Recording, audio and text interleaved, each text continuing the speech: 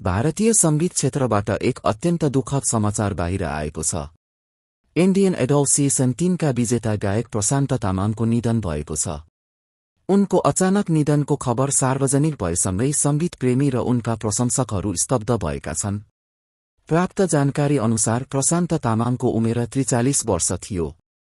उनी आफ्नै निवासमा अचेत अवस्थामा भेटिएका थिए। त्यसपछि उनलाई तत्काल नजिकैको अस्पताल लगिएको थियो, जहाँ चिकित्सकहरूले उनलाई मृत घोषित गरे। प्रारम्भिक रिपोर्टहरूमा उनको मृत्युको कारण हृदयघात कार्डियक अरेस्ट बताइएको छ। यद्यपि आधिकारिक विवरणहरू अझै प्रतीक्षामा छन्। प्रशान्त तामाङ सन् 2007 मा इन्डियन आइडल सिजन 3 जितेपछि देशभर परिचित भएका थिए। साधारण पृष्ठभूमिबाट आएका प्रशान्तले आफ्नो मधुर आवाज र सादगीपूर्ण व्यक्तित्वका कारण दर्शकहरूको मन जित्न सफल भएका थिए।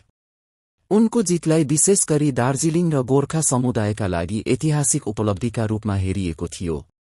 उनको जन्म पश्चिम बंगालको दार्जिलिङमा भएको थियो। संगीत क्षेत्रमा प्रवेश गर्नुअघि उनी कोलकाता पुलिसमा कार्यरत थिए र पुलिस अर्केस्ट्रासँग पनि आबद्ध थिए। त्यहीबाट उनको गायन प्रतिभा चिनिन थाल्यो र पछि इन्डियन आइडलको अडिसनमा सहभागी हुने अवसर पाए। इन्डियन आइडलको यात्रामा प्रशान्त तामाङका प्रस्तुतिहरू दर्शकहरूबाट अत्यधिक समर्थन प्राप्त गर्दै गए। जनमतको बलमा उनले प्रतियोगिता जित्न सफल भए। उनको जितलाई आम मानिसको आवाजको जितका रूपमा लिइएको थियो।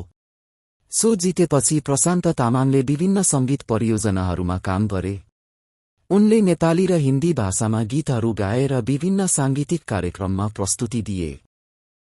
साथै उनले अभिनय क्षेत्रमा पनि काम गरे र केही चलचित्र तथा वेब सिरिजमा देखिएका थिए।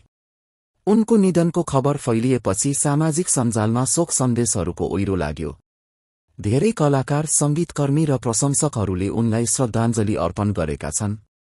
उनको अचानक निधनले संगीत उद्योगमा ठूलो शून्यता सिर्जना गरेको बताइएको छ। दार्जिलिङसहित भारतका विभिन्न स्थानमा उनका प्रशंसकहरूले उनलाई सम्झिँदै श्रद्धा व्यक्त गरिरहेका छन्। उनको सङ्घर्ष, सफलता र संगीतप्रतिको योगदानलाई सधैँ स्मरण गरिनेछ। प्रशान्त तामाङको जीवन यात्रा एक साधारण व्यक्तिबाट राष्ट्रिय स्तरको कलाकार बन्ने प्रेरणादायी कथा थियो।